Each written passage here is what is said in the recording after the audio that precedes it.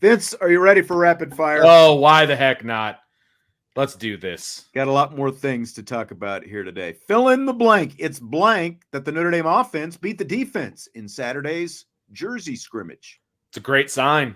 And I will say that, listening to Mike Denbrock talk, and, Mike Denbrock he belongs in the balcony with you and me at times, as a grumpy old man, which I love. He's just prickly, and I love it. And, he's never happy, which I love. He's a stickler for, detail and all of that. And that's what offense is, right? You don't necessarily have to be detail oriented on defense, you know what I mean? But offensively, you need to be detail oriented. You're the one that knows the play. You're the one that is going in motion.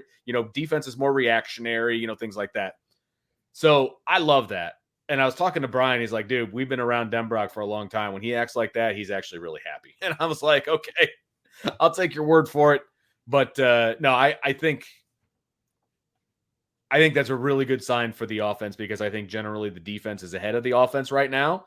And we know that this is a really good defense. So I think it's a good sign. I think it's a great sign. And the fact that, like, Al Golden was talking a little bit the other day about how Mike Denbrock's offense has pushed the defense during this fall training camp. And Jaden Greathouse was making comments about that as well. Like, there's much more push against this defense, especially considering, like, I think this defense challenges the offense because of all the things that we've talked about. Al Golden and the ability to bring pressures from different spots and never knowing where the pressure is coming from, keeping the offense off balance and stuff like that. And the fact that the offense is able to keep the defense off balance, I think that it's, if you want to go to the iron sharpens iron thing, I think it's great for both sides. But, like, if you want to, like, we knew coming into this training camp,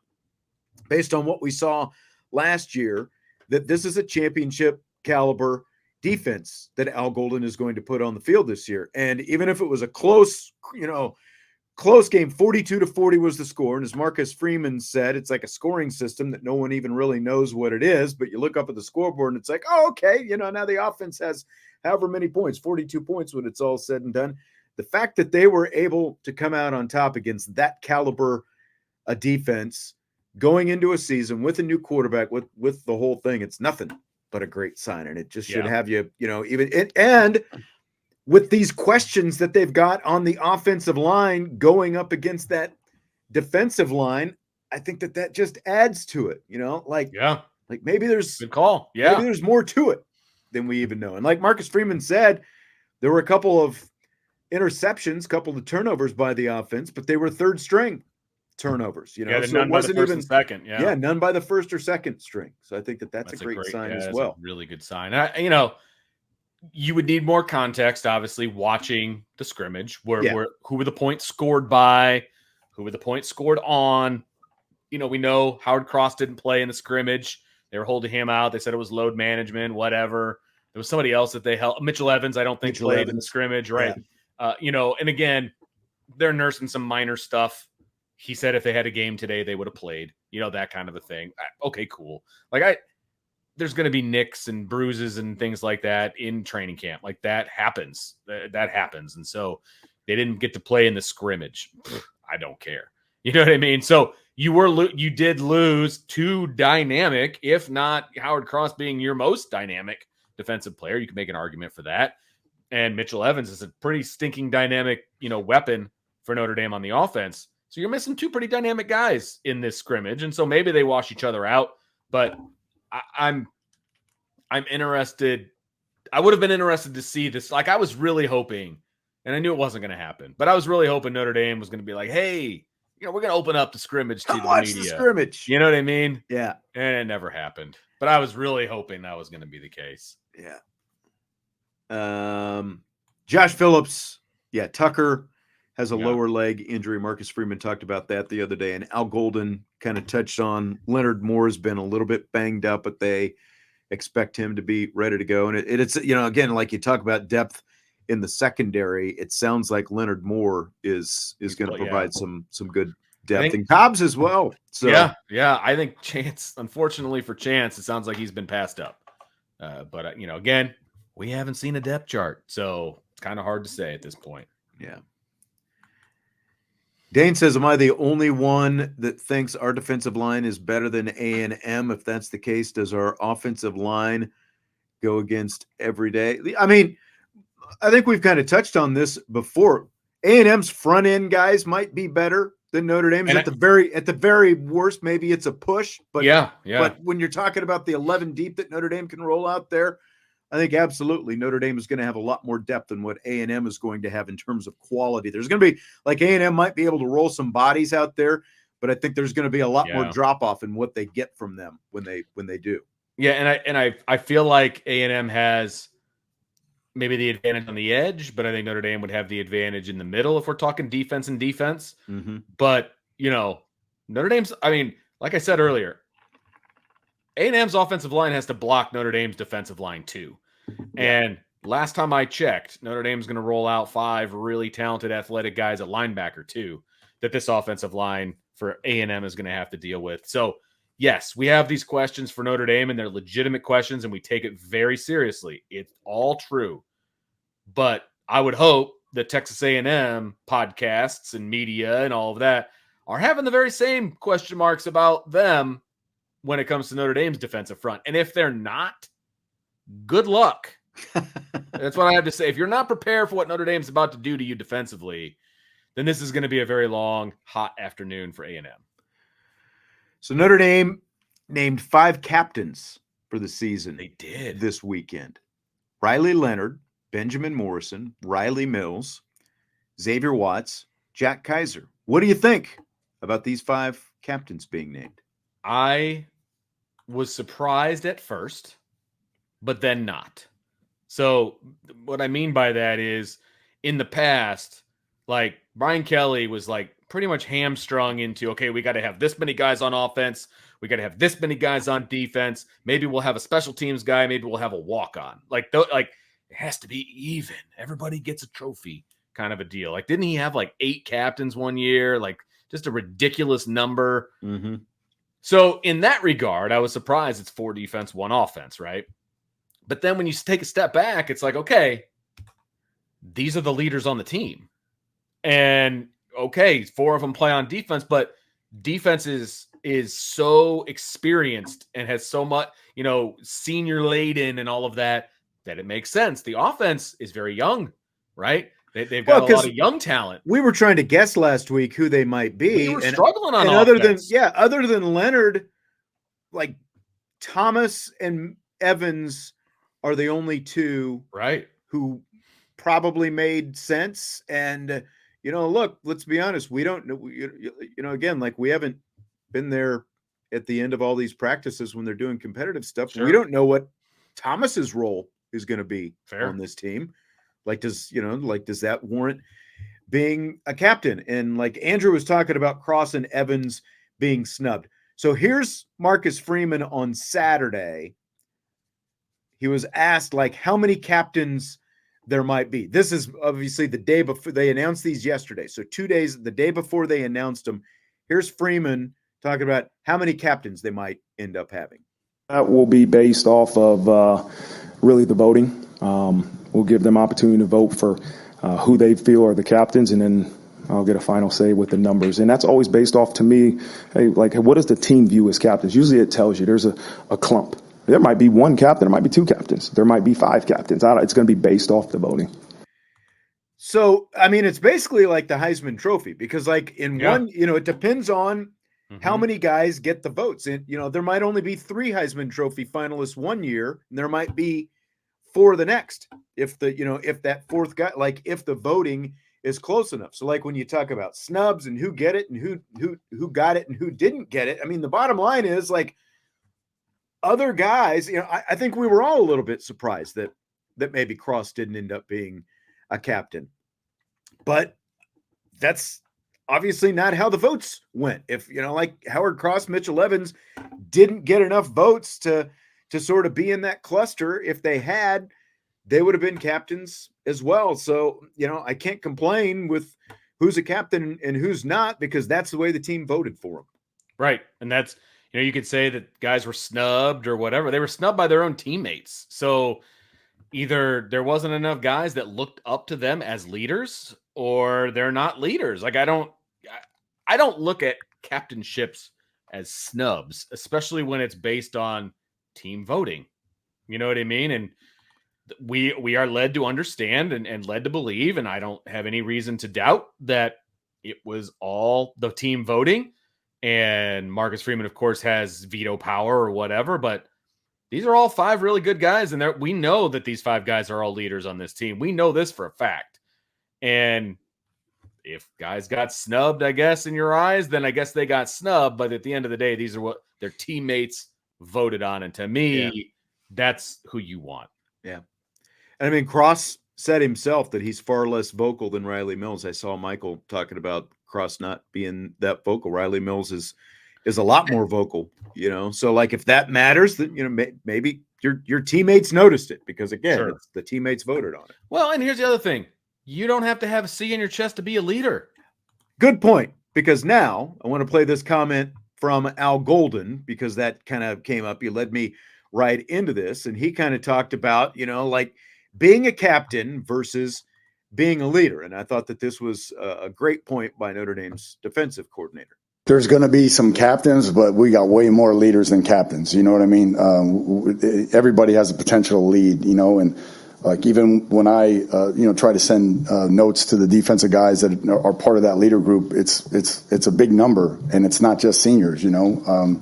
There's guys that you're grooming that are sophomores or juniors that have a chance to be leaders. So again, there's leaders and great teammates. As long as there's no third parties, we're going to be in great shape. As long as there's no third parties. I'm not sure exactly what that I mean, I'm not sure what that means either. I was trying to figure that out myself. I just noticed he said that, but yeah, as long as there's no third parties, I'm not sure. Basically, you don't have to be a captain to be a leader. Period. Look, you've coached for a long time. I've coached for a long time. There are plenty of opportunities for non-captains to be leaders. And I've seen it before, and I'm sure you've seen it as well. I had a couple of senior captains on my baseball team, and one of my better leaders was a junior, and he wasn't a super vocal guy. He just led by example. He was always first in sprints. He was always first, doing whatever it needed to be done. He was always making sure the younger guys knew what they were supposed to do. That's leadership. You don't have to be vocal to be a leader. And his teammates noticed that, and he got voted a captain the next year. So it's like, yeah, you don't have to have that C on your chest to be a leader. Yeah, like Andrew was saying, it's prestigious to be a captain. I mean, it's prestigious to be a captain. Is it prestigious when there's 7? Right. And like he says, it's a total snub to Cross, who they beg to come back for. I mean, what are you going to do? Like, if the team doesn't vote for him, are you just going to make him a captain like the coaches are just going to push him on there? Like, that looks terrible, by the way. If a coach names a captain who the kids didn't vote for, that's a major problem. I've seen that too. Right. It never I don't think Cross came back to be a captain. He came back to make his game better and give himself a better chance, to help Notre Dame hopefully be in the college football playoff and compete for a championship, and ultimately bigger picture to give himself a better chance to make it in the NFL and probably earn some NIL money along the way. Let's be honest. Like if I'm ranking the things that Howard Cross came back for, it would have been nice to be a captain, but I don't think that was probably at the top of his list. So I think Howard Cross will be fine. Not being a captain. Hey, and if it makes him play harder with a chip on his shoulder, so be it. Yeah. I'm not dismissing that guys might want to be captains and stuff. Sure. Like that, but I just don't think that when there's big picture. When there's so many of them, though, I feel like that waters it down a little bit too. Like I said, when Brian Kelly had that, I forget what year it was, but there was like 9 or 8 or like, it was a ridiculous number. And it's like, is that really a prestigious thing to me now? Like, yes, it's a small percentage of 120 guys, but that seems like, it's an awful lot of guys to be captain. You know what I mean? I have a problem with that type of thing. You know what I mean? My kids' team, all the seniors are captains. Really? It's a bit much. I don't like that personally. You know what I mean? And at the end of the year, then they vote who the actual captains are. But everybody gets a captain star. Like, I don't know how I feel about that. You know what I mean? Too many cooks in the kitchen, it seems. Yeah, 100%. Exactly. 100%. So Freeman was asked about having Tyler Buchner back as a walk-on receiver and how he's progressed as a receiver. Here's his response. Great job. It's good to see him back. It's good to see his face. There's a level of comfort, obviously, I have with him being a part of this program. But he's owned his role. Obviously, he's in the whiteout room. There's some different things we're going to have him do to help our program. But that's what he wanted to do. He said, Coach, all I want to do is help this football program. Whatever I can do, whatever you guys ask me to do, I'll do it. You know, every once in a while I'll see him throwing balls in the whiteouts drills, which I think he just wants to have an itch to throw the football. But he's been a great teammate, and that's all you can ask out of him.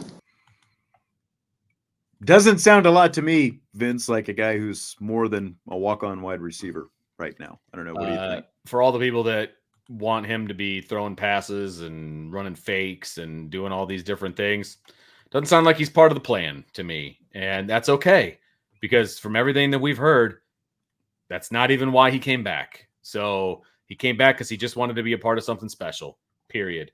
And I think everybody respects him for it. I think he's a good teammate. I think you want to talk about leading without having a C on your chest? That's being a leader right there. Knowing your role and doing it day in and day out. That's being a leader. And that's who he is. And that's how he's always been, to be honest with you.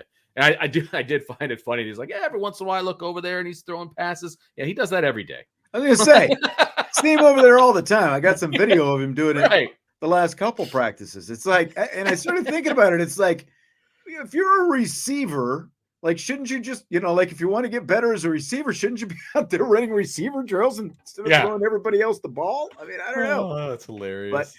But he is. I mean, he's doing the teammate stuff. He's backing up what he told Marcus Freeman when he came back, that he would do anything that he could to help the team. And obviously, that's what he's doing right now. He's part of the team, helping out the team in any way he can.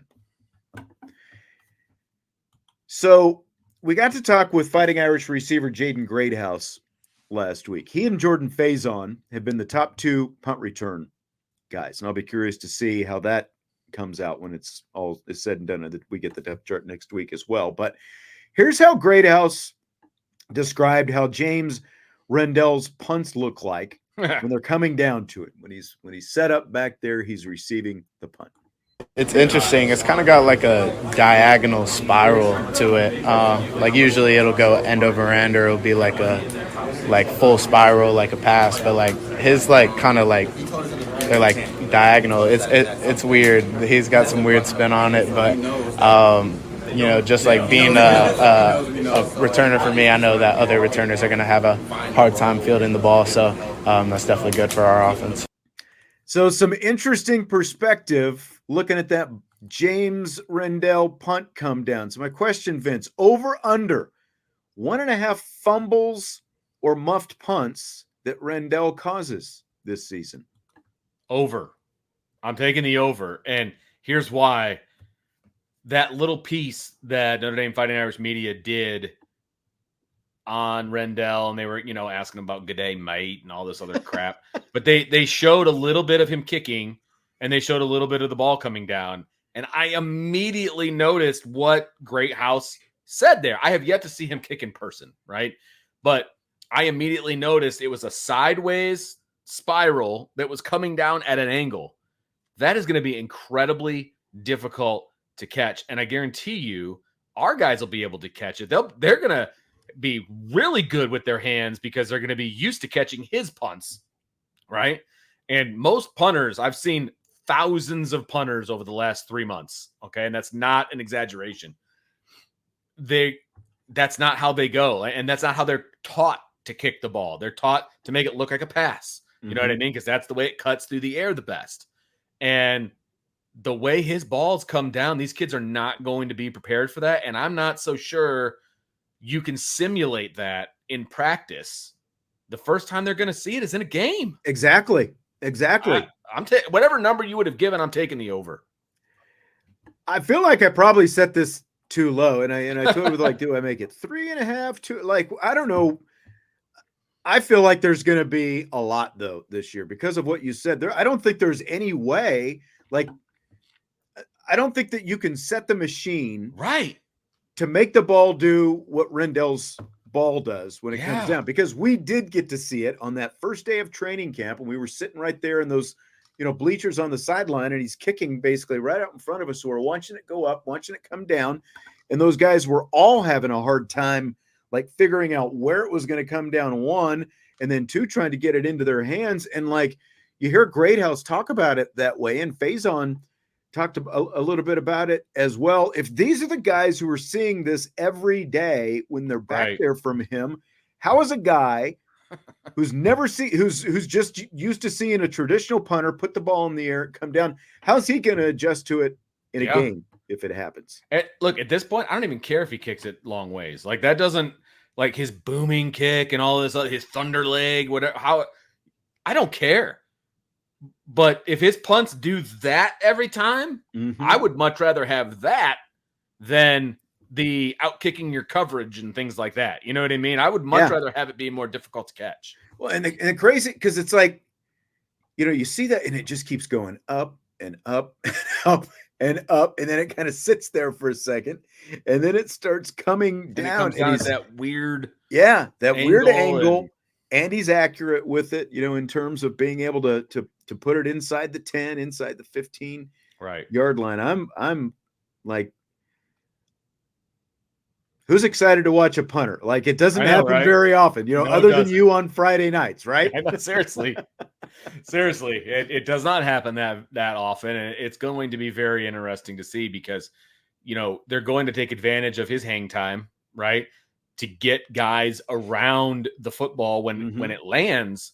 And therefore, if there is a muff, there's a great chance that Notre Dame's going to recover it because they're going to have guys all over the place. And so, I guess, the 5-second hang time, he's not consistent at 5 seconds. Let's be very clear on that. Can he do it? Yes. And guess what? Most of the top punters in the country can also kick 5-second hang times. It's just we haven't seen it at Notre Dame in a long time. That's realistically the difference, and he can't do it every single time. So I'm telling you, the advantage is the way it comes down, not the way it goes up. So it's going to be very interesting. Yep. Concur. So Carter Karels covers Texas A&M football. You might remember he was a guest on this show we talked about earlier this summer. And of course, he used to cover Notre Dame football a few years back before he moved on. But he had some interesting comments. He was watching a little bit of Texas A&M practice on Saturday. And here's what Carter Karels said, quote, "I know it's a small sample size, but considering it was against air, there were a ton of drops from A&M wide receivers. It sounds like drops were a big problem for them during the scrimmage last Saturday too. It's fair to be concerned with this group. They not only lack an alpha number one option, but they also have an issue with drops.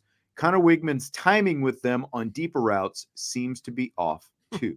End quote. That's from Carter Karels watching practice over the weekend. So what do you think about that, Vince? You know who's a lot better than air?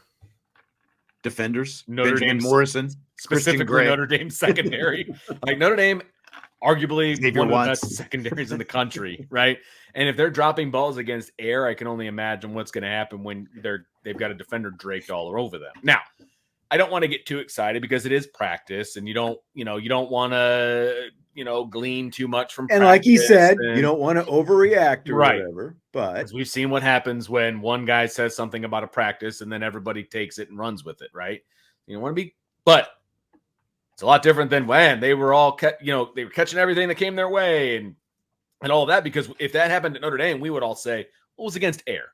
There was no defenders there. They should catch everything that comes their direction, right? That's what we would say. It's concerning if you're a Texas A&M fan that they were dropping everything against air. That is concerning. And then it's also, to be honest with you, it's also concerning that they were having issues with the deep ball and the timing and all of that, because that should have been kind of worked out in the summertime. Like that's not something that they really should be working out right now. That should have been already taken care of when we're talking about on air, right? You throw one of the best secondaries in the country against these guys, let's see what happens. I would be very concerned if I was A&M. And again, I don't want to get too excited, but you're absolutely right. Right. You don't get but it is air. Like you said, who's better than air? Well, a lot of things are better people than air, I mean, especially when you're talking about a secondary with last year's Defensive Player of the Year and another All-American in it, and two other guys who have the potential to be All-Americans. And it was funny because this came out, I think someone put this out yesterday. The day before, someone tweeted a picture from practice. Texas A&M wide receivers recreated this iconic Alabama wide receiver picture. Did you see it? Oh, I sent it to Brian last night, actually. He's like, and it was Jalen Waddle, Henry Ruggs, Devontae Smith, and Jerry Jeudy. So, and these Texas A&M receivers recreated the same photo. And Steve Wiltfong, another guy who used to work here covering the Notre Dame beat, but he covers recruiting, of course. Steve Wiltfong reposted it saying 4 highly drafted wideouts on the left, which is the Alabama guys, 4 very successful future orthopedic salesmen on the right. Because they're all walk-ons. I'm pretty sure it's what they were, which is hilarious, by the way, that they try. Like, listen, you're a walk-on. Have fun with your media day or whatever that they were doing in their uniforms or whatever like that. Because that's obviously not their starting group of wide receivers, right? I mean, it's going to be taken the wrong way. Like, they're probably just having a good time and being silly about it. You know, that I don't think that those 4 guys think that they're as good as those Alabama guys. Right. And I guarantee they would tell you that. They're probably just having fun with it. But it's a bit of a bad look when it gets splashed all over social media, and I'm sure they didn't intend for it to go viral. But I thought that was really funny, actually. Yeah. But just in terms of the Aggie, like the actual guys who will play wide receivers, like there have been a lot of people hyping up Connor Wigman here this summer and since training camp started. And maybe he's the real deal. But we've seen before, you can have a good quarterback if you don't have the receivers to go with it. It's not going to matter that much. And if they don't have the timing together, it's not going to matter that much. Yeah, so, I mean, and you guess what else disrupts timing? Really good front sevens and blitzes. And, you know what I mean? Like, that'll be very interesting because look, these receivers for Texas A&M, and say what you want to when the other team has the ball, but these receivers for Texas A&M are going to have to make plays, not just go out there and play and do whatever. They're going to have to make plays for Texas A&M to win this game. They're going to have to, because the front seven is going to be making plays in this game. They're too good not to make plays, right? So Wigman and their wide receivers are going to have to make plays to score points on this defense to keep up with what I think the Notre Dame offense is going to be able to do, right? So if they're dropping balls against air, that's very concerning if you're an Aggie fan. Mr. 2.0. You know what else disrupted timing? Dad jokes. Okay. All right. Well, I mean, he's not wrong. Can live with that. I can live with a good dad joke. All right. Well, I think that's going to do it for tonight. It's the start of our last non-game week.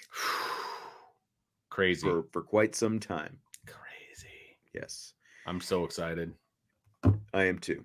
Fired up, ready to go. Football's coming back. USMA said you look done. I mean, it's been a long day. I'm not gonna lie to you, but I'm ready to roll. Like we're into the season where I really enjoy the night shows because it's kind of put in the background everything that happened during the day. So I'm in great shape. I'm not done at all. Yeah, I just heard my family walk in the door though. So I'm not going. I was alone, but that ship has now sailed. So unfortunately, that's where we're at. All right. Smoke them up, Johnny. We'll talk to you later. Hit that like button before you leave. We appreciate you being here. As always, we're one day closer to the start of Notre Dame football. 12 days from today. If you're listening to the podcast on Tuesday, it's 11 days away. You're just one day closer. It's coming, and it's coming fast. 1 week from today, we'll have our first in-season Marcus Freeman press conference just to get us rolling. Depth chart. Yes. Hit the like button, and we will talk to you later. IB Nation Sports Talk.